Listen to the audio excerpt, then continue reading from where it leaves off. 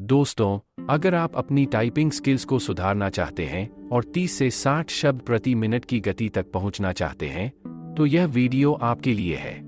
सबसे पहले, हमेशा ध्यान रखें कि टाइपिंग में एक्यूरेसी यानी सही टाइपिंग की अहमियत स्पीड से ज्यादा है।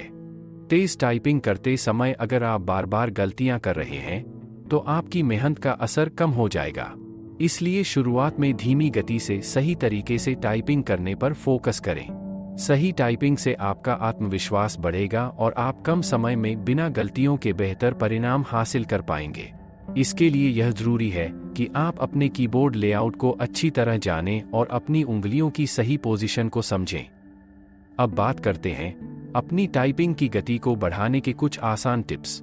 हर दिन कम से कम 15 से 20 मिनट टाइपिंग की प्रैक्टिस करें और ऑनलाइन टाइपिंग टेस्ट का इस्तेमाल करें ताकि आपकी प्रगति का अंदाजा हो सके।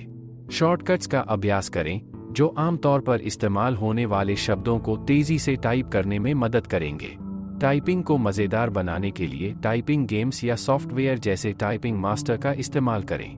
प्रैक्टिस के दौरान पूरी तरह से फोकस करें और किसी भी तरह के डिस्ट्रैक्शन से बचें।